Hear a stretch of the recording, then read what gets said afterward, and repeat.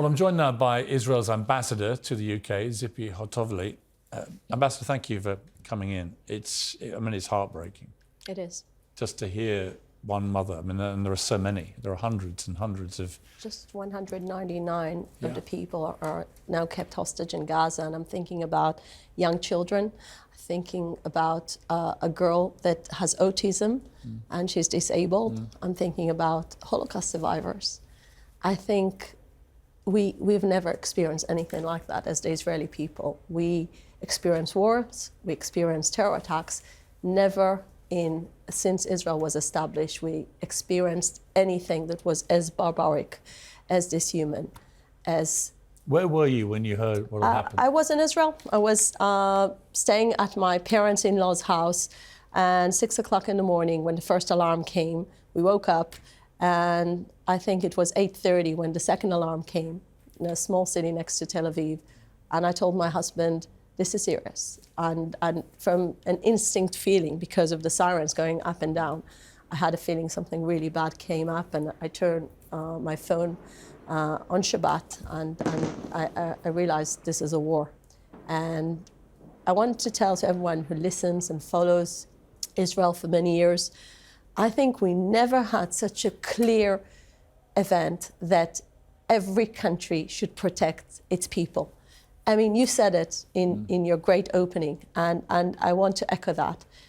This is one of those moments in a nation's life that a country cannot carry on without providing the very basic obligation that every country has to its people. We need to protect our children. We are out there in Gaza, not in order to revenge, not in order to punish. I don't agree with any of those definitions. It is partly that, though. Let me just say why we're doing that. We're doing that to make sure that my children, my friends' children, and every child in Israel will be protected.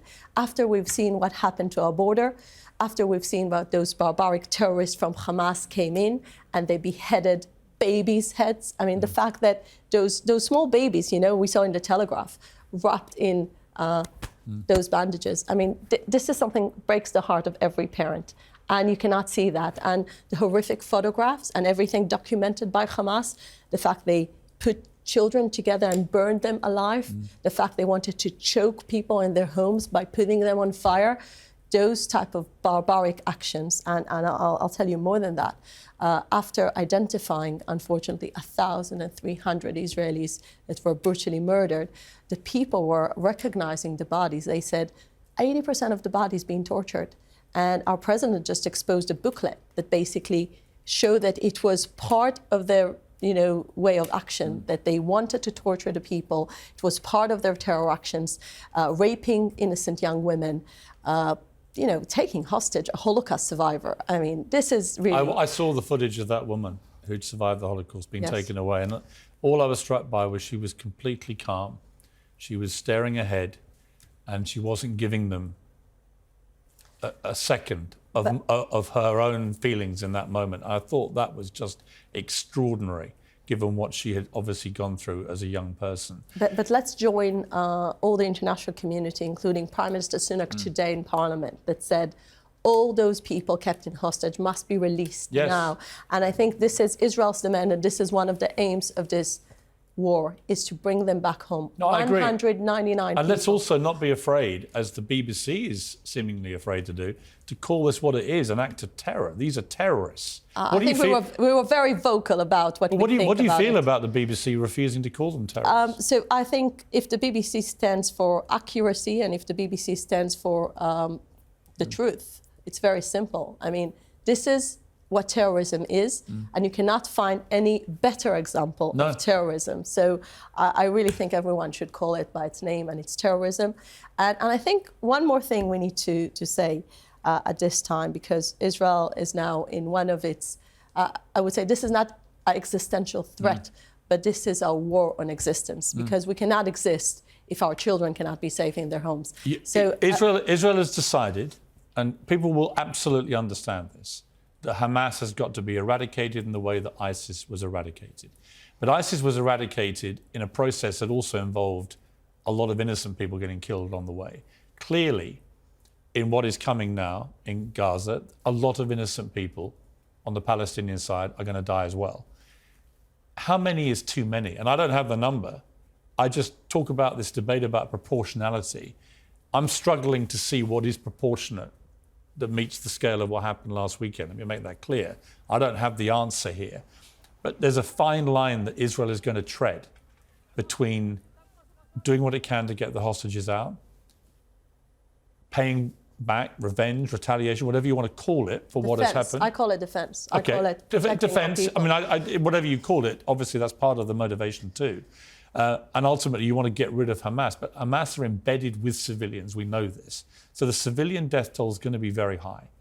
And the question for the international community is, at what point does the high moral ground, which I think Israel has at the moment, because of the scale of what happened last weekend, at what point could you risk losing that? So first of all, Israel is a moral country, works according to the international law. And according to the international law, we are allowing all the Palestinians to go to the south area of Gaza in order to make sure they'll be safe, including creating shelters for them with the international community organizations to make sure they will be safe. The only thing... let me ask you on this. Just one second. Let me just finish. The only thing that stands as a barrier from those Palestinians to get into a safe place is the fact that Hamas is preventing from its own population to get to a safer place because it doesn't care about its people. He's using international support, not in order to give them, as you said, water and electricity, but actually in order to fire on Israel. And as we speak, everyone is talking about this horrific massacre. But sometimes we forget that fighting from Hamas carries on. As we speak today, parliament being evacuated, the center of Israel being bombarded by those rockets. And we keep having over 6,000 rockets just in the last week. So think about it. It needs to have electricity and all those manufacturing. What do you think supports that? So it's Hamas basically taking from its own population and using it against innocent Israelis. I heard so you. Okay, blame Hamas. I hear you. Blame Hamas. I hear you. But I also heard you this morning saying there's no humanitarian crisis here. By any definition of a humanitarian crisis. Let me explain that. That is happening. You may apportion blame to Hamas on your side. Let me explain. I don't think you can deny there's a humanitarian crisis. Let me explain that. I'm a woman. I'm a mother. I have a sympathy to any innocent child, any innocent person in the world. We don't want to harm any innocent people. We want to target the militants. We want to target those terrorists. We want to target the facilities, the capabilities. This is what we want to do. And the reason I said that, because at the moment, in Gaza, you have supplies of water, you have supplies of food, and unfortunately, wait a second, some of it being abused. Some say the water has run out in many areas. And I want to explain why. 90% of the water in Gaza is not supplied by Israel. This is like a myth. Israel has just 10% of this. 90% of it is based on their aquifers, and they're doing that by using machines. And the machines, basically, in the electricity, they're being abused at the moment by Hamas in order to fire my own hometown. And this is what happens. So just think how irrational it is that the international community, knowing that Hamas started this war, is blaming Israel for what it didn't start it. I'm not blaming Israel. No, all I'm saying is... I understand the scale of what happened last weekend means that there must be an unprecedented response. Exactly. I think any country in the world that suffered what Israel suffered last weekend would launch an unprecedented response. I understand that. But I also understand in my modern history that after 9/11, America launched a series of unprecedented responses. It invaded Iraq, which I felt at the time was an illegal invasion. That caused ISIS to grow in huge amounts of power and then kill many, many people. Afghanistan was a huge mess and continues to be a mess and is now back in the hands of the Taliban and so on. There's not a lot of evidence that a big invasion of a place like Gaza will do anything other than potentially make the situation worse. That's my concern. So can I give you my answer? Life is about choosing between alternatives. If you have a perfect alternative, you would have gone for the perfect alternative. But going back even for British history, you don't want to go back to American history by attacking Mosul and killing so many civilians. And I personally think fighting ISIS is a justified cause because ISIS didn't do any good for civil society. And going back to your own history, when you fight Nazi Germany, you knew that there were many, many civilians got attacked from your attacks on German cities. Dresden was a symbol, but you attacked Hamburg, you attacked other cities, and altogether it was over 600,000 civilian Germans that got killed. And was it worth it in order to defeat Nazi Germany? And the answer was yes. Let me ask you this. Just to finish, My point is we don't target civilians. We definitely give them an alternative and a place to find a shelter.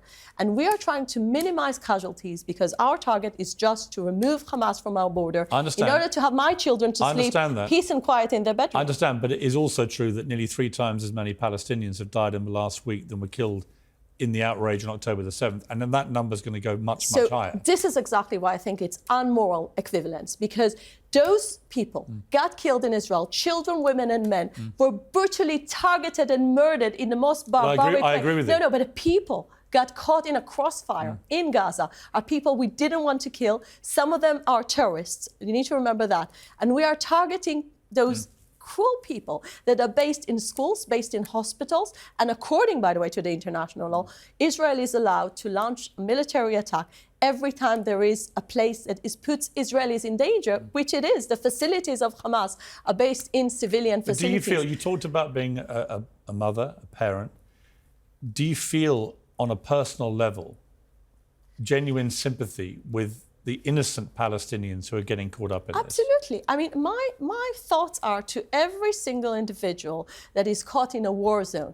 Now, but you need to understand, every country has first and foremost responsibility to its own people. So if Israel will fail to defend my children and other people's children, like we've seen those parents that had to, be in a shelter, hearing like I will never forget this video that you hear parents that hear one of their children get executed. I mean, those are things that are totally horrific. So when this is the reality, you need to understand there was a misconcept of the understanding that Hamas can be a tiger, can live by you. No, this tiger, it went out of the cage and it did what it did, and it's a barbaric action. How do we get to peace after this?